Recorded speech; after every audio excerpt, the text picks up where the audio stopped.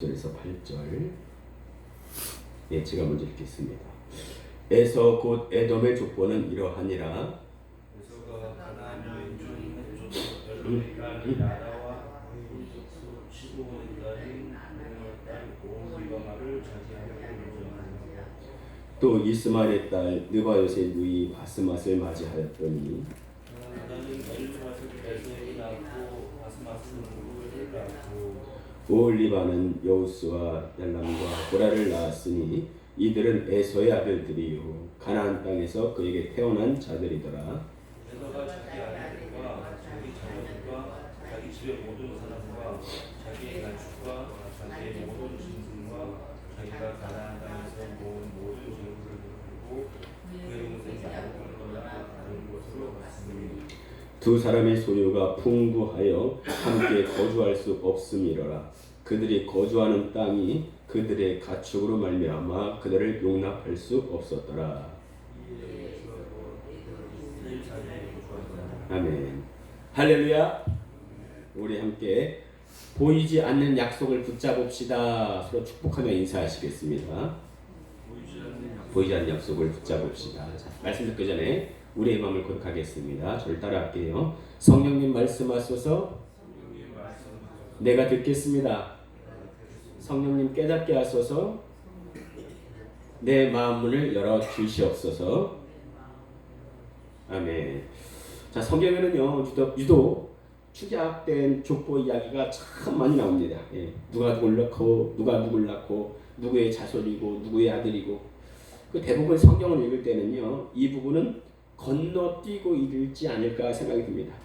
여러분 어떻습니까?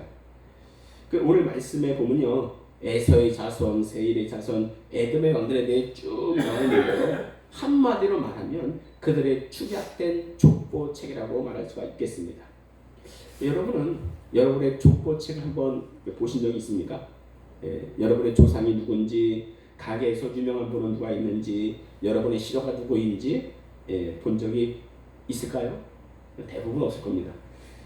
저는 예전에요 신학교 이전에 다니던 일반 대학교에서 국어 레포트를 하던 중에 관련이 있어서 족보를 잠깐 보게 되었습니다.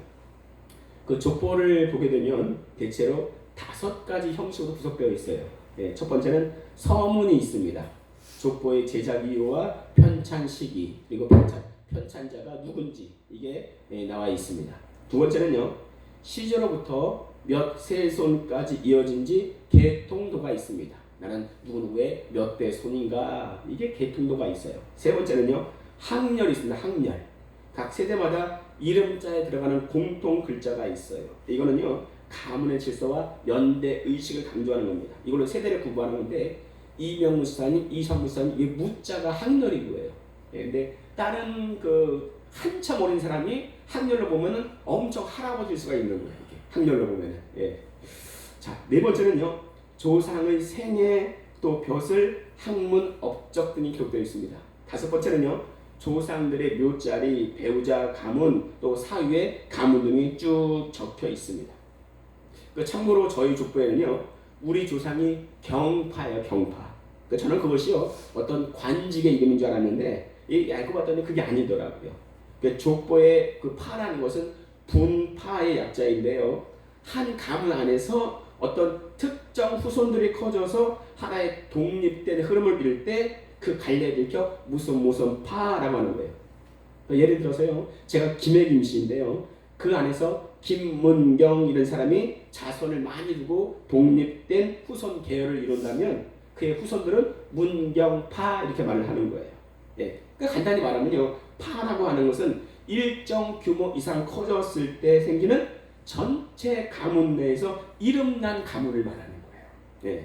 그러니까 족보에서 파가 있을 수도 있고 없을 수도 있습니다.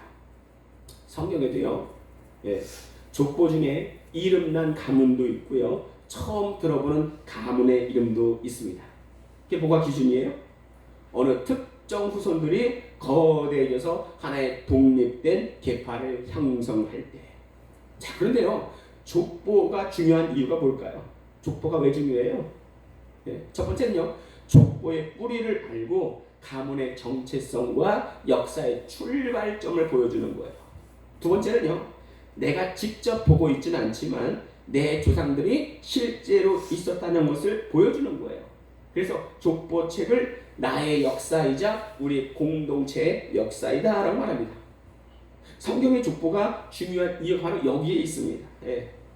근데 중요하다고 해도 우리는 이런 족보들을 볼 때 참 지루해야 합니다.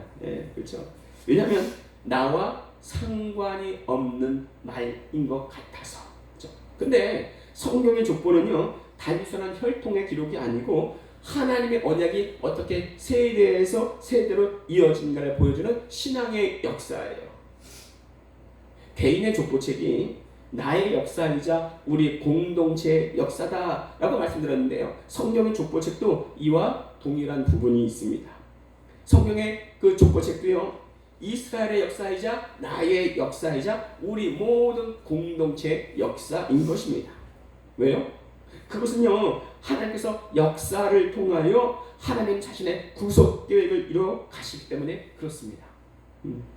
오늘 우리가 함께 읽은 창세기 36장은 에서 곧 에돔의 족보예요. 우리가 알듯이 에서는 야곱의 형이고 에돔은 에서의 별명이자 그의 후손이 세운 민족의 이름입니다. 에돔 족속은 이스라엘 남쪽 세일 산지 지역에 정착합니다. 여러분 기억하시죠? 야곱이 에서와 만나고 헤어질 때 야곱은 숫곳에 얼마간 있다가 세겜으로 가고요, 에서는 세일로 갔다고 지난주에 말씀을 드렸습니다. 거기서 에돔 족속의 시작점이자 번성의 근거지가 된 것이 바로 이 세일이에요. 그 싸게 파는 바겐 세일이 아니고 세일입니다. 세일. 그래요. 몰라도 그렇지만 알면 더 좋아요.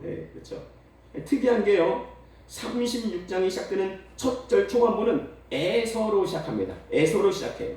근데 36장 마지막은 또 어떻게 끝나는가? 그것도 에서로 맞춰집니다. 우리 함께 창세기 36장 40절에서 43절 교독하겠습니다. 직접 성경 한번 찾아보겠습니다.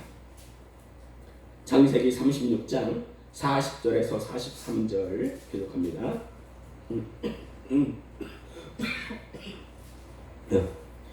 에서에게서 나온 족장들의 이름은 그 종족과 거처와 이름을 따라 나누면 이러하니 딥나 족장, 알과 족장, 여댓 족장, 그나스 족장, 대만 족장, 밉살 족장,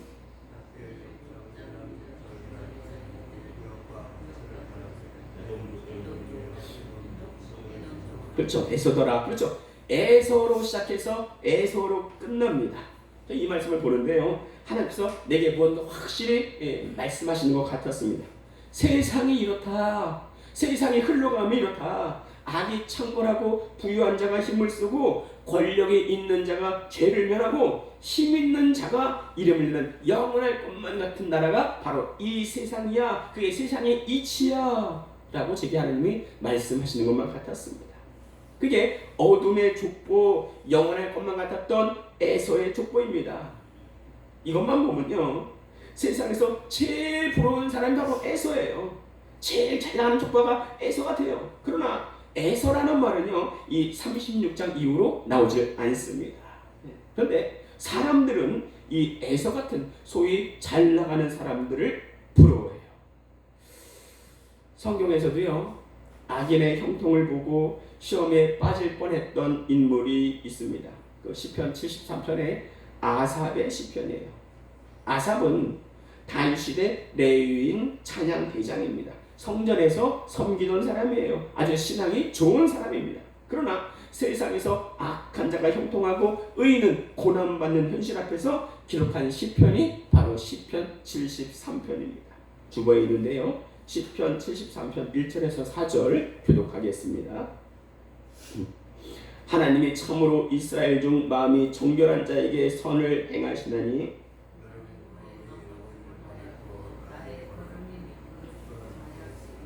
이는 내가 악인의 형통함을 보고 오만한 자를 질투하였음이로다.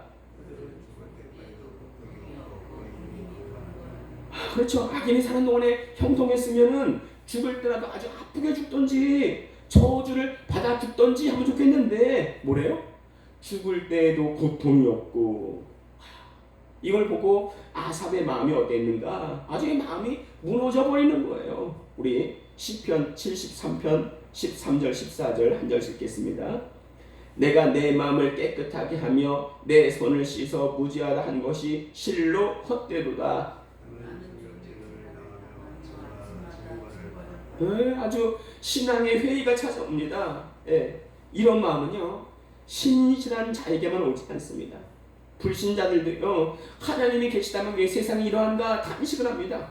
신실한 아삽도 그러했습니다. 그런데 아삽이 깨달았습니다. 어떻게요? 우리 시편 73편 17절 읽겠습니다. 17절 시작. 하나님의 성소에 들어갈 때야 그들의 종말을 내가 깨달았나이다. 여러분 하나님의 성소에 들어가서 뭘 했겠습니까? 기도해요.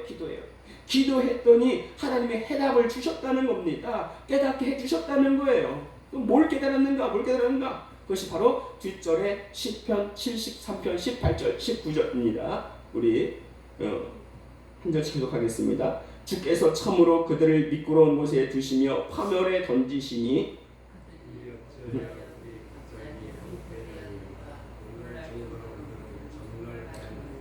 그렇죠.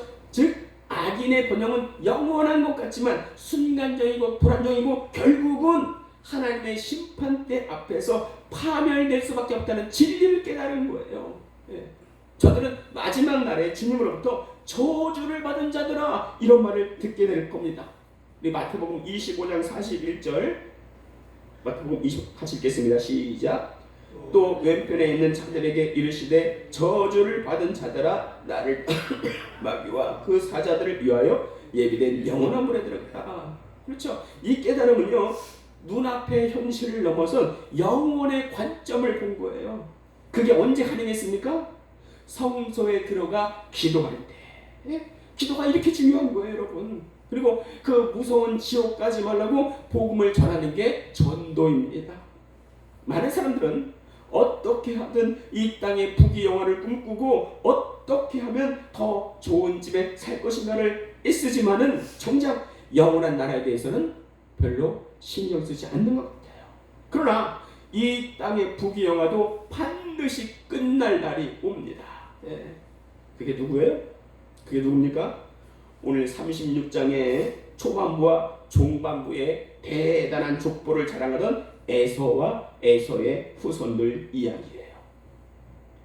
당연한 얘기 같지만요 모든 사람에겐 끝이 있습니다. 끝이 있어요.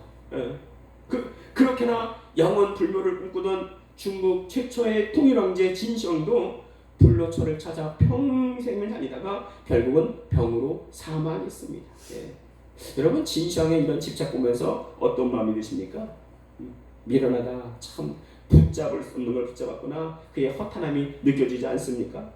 그런데요 지금도 인류는 영원 불멸을 꿈꾸면서 유전자 편집을 연구하고 있고요 인간의 기억과 인격을 디지털로 복제하려는 시도를 계속하고 있습니다.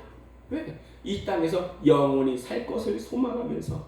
여러분 이게 무슨 말인지 아세요 여러분? 하나님의 심판을 초래하는 중차대한 일인 것입니다.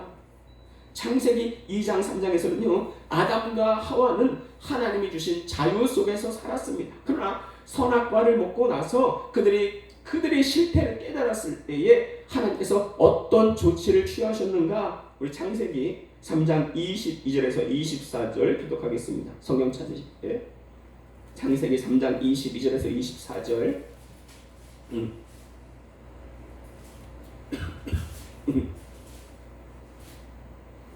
제가 먼저 읽겠습니다. 여호와 하나님이 이르시되 보라 이 사람의 선악을 아는 일에 우리 중 하나같이 되었으니 그가 그의 손을 들어 생명나무 열매도 따먹고 영생할까 하노라 하시고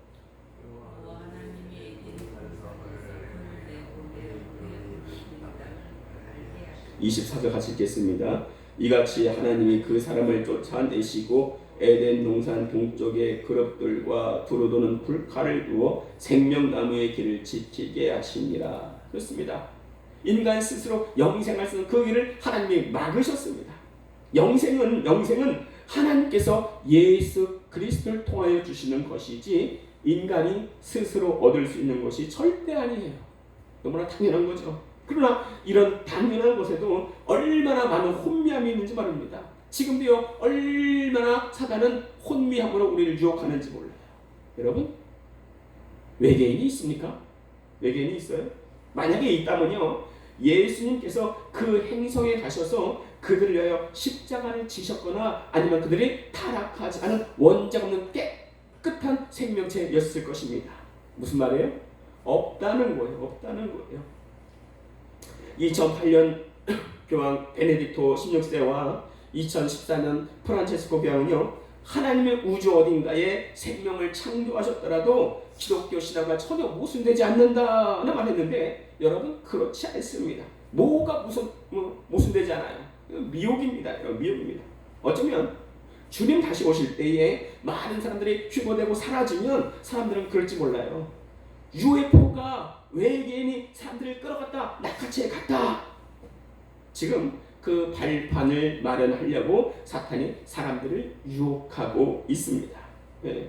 외계인, UFO, 여러분, 지구밖에 외계 생물은 없습니다. 만약 구원받을 생명이 지구 밖에 있었다면 성경은 분명히 말씀하셨을 거예요.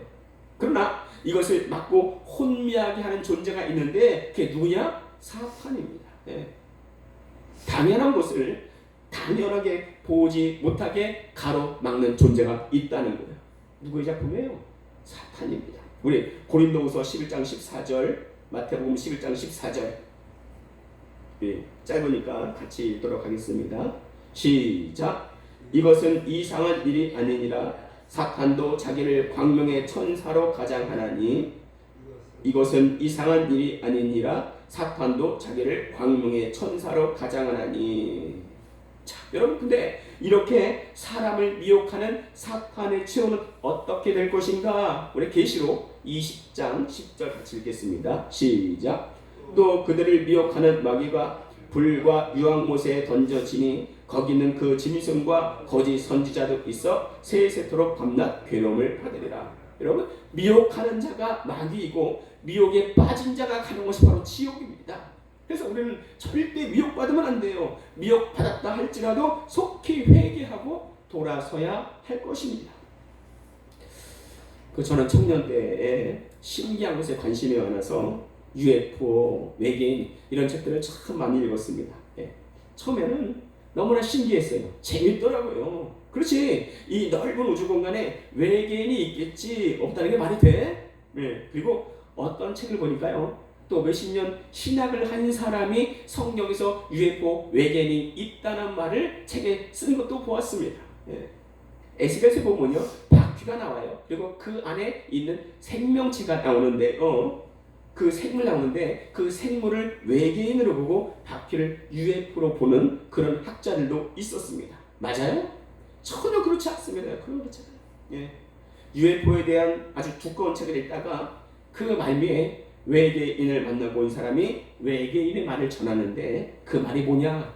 내가 이 땅을 구하려 예수도 보내고 부처도 보내고 공자도 보냈는데 안 따라요.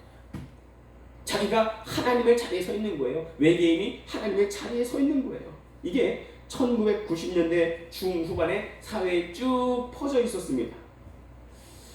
교회 안에 어떤 자매가요, 그런 책과 기사를 보고 시험이 들어서 저를 불렀어요. 그때는 제가 이미 그러한 책들을 많이 읽었던 터라 쓸데없는 거에 미혹되지 말라 일축해 버린 적이 있습니다. 그때가 20대 중반 후반 정도 되는 것 같아요. 그때만 미혹이 있었습니까? 때마다 시대마다 미혹은 계속 존재합니다. 그러기에 우리의 마음의 중심이 딱 서 있어야 됩니다. 우리 마음의 중심이 딱 서 있어요. 그건 뭐냐? 우리 사도행전 4장 12절 읽겠습니다. 시작. 다른 이로서는 구원을 받을 수 없나니 천하 사람 중에 구원을 받을 만한 다른 이름을 우리에게 주신 일이 없음이라 했더라. 그렇죠? 우리가 붙들어야 할 중심, 오직 예수님 외에 다른 구원은 없다는 사실입니다. 아삽은 악인이 이 구원의 배열에 참여하지 못할 저주받은 멸망의 자신임을 깨달았습니다. 언제요? 언제 깨달았습니까? 성소에 들어가 기도할 때. 이 땅에서 남부럽지 않게 살고 누가 봐도 부러울 법한 에서의 자손이 36장 처음과 끝을 장식했지만 그들의 결과는 부를 보듯 뻔하다. 이게 바로 창세기 36장이에요. 네. 그리고 다음 장인 창세기 37장부터는 요셉의 이야기, 곧 하나님의 언약 백성 이스라엘의 역사가 본격적으로 시작되는 장입니다. 따라서 오늘 36장이 뭐냐? 세상 나라에 영원할 것과 같은 족보가 마무리되고 하나님 나라의 족보가 시작되는 분기점에 해당돼요. 분기점을 영어로 정션이라고 했죠. 줄여서 JC라고 했죠. 네. 인터체인지는 IC. 그렇죠? 분기점은 JC. 개인에게만 IC, JC가 있는 게 아니에요. 각 나라도 역사도 IC, JC가 있습니다. 그것의 전환점이 되는 창세기 장이 바로 오늘 36장입니다. 하나님께서는 오늘 이 말씀을 통해 우리에게 이렇게 묻고 계십니다. 너는 어느 나라의 족보에 살고 있느냐?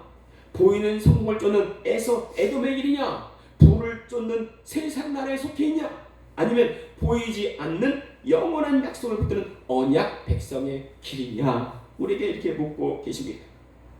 이 시간에 한번 우리의 마음을 하나님께 올려드리는 확인 작업을 하고 싶어요. 저는 한번 따라하겠습니다. 하나님 아버지, 이 시간 나의 마음을 주님께로 향합니다. 세상의 풍요함을 부러워하여 하나님의 계획하심과 하나님의 일에는 무관심하고 세상의 물질과 쾌락에만 눈 떴던 나를 용서하여 주시옵소서. 이제 이후로 내 마음이 주님을 사모하여 주님의 마음에 더욱 집중할 수 있도록 성령으로 나를 이끌어 주시옵소서. 주님 말씀하시면 내가 따르겠나이다. 예수님의 이름으로 기도드립니다. 아멘. 우리가 이 시간에요, 하나님께 우리의 마음을 올려드렸습니다. 하나님께서는 세상의 속도보다 믿음의 방향을 더 중요하게 보십니다. 에서의 길은 빠르고 화려했지만 그 속에는 하나님이 없었습니다. 그는 하나님의 언약을 가볍게 여기고 장자의 명분을 고작 팥죽 한 그릇에 팔았어요. 그 결과 에서의 가문은 세상에서는 번성하는 것 같았지만 구속사의 족보에서는 완전히 사라졌습니다. 오늘날에도 많은 사람들이 에서처럼 빠른 성공을 원합니다. 그러나 하나님은 속도보다 방향을 보시는 거예요. 하나님 없는 성공은 절대 오래 가지 못합니다. 하나님의 약속 위에 세워지지 않은 번영은 모래 위의 집과 같습니다. 우리의 인생이 세상의 족보에 이름을 남기기보다 하나님 나라의 족보에 이름이 기록되기를 소원합니다. 우리 이 시간 기도하는데요, 첫 번째는 알면서도 행치 못하는 나를 용서하여 주시고 나의 약함이 악함으로 변질되지 않도록 성령으로 나를 도우시옵소서. 두 번째, 우리 교회에 들어오는 자마다 주의 평안과 성령 충만을 주시옵소서. 우리 주여 한번 부르시고 기도하겠습니다. 주여, 살아계셔서 지금도 역사하신 아버지 하나님, 주의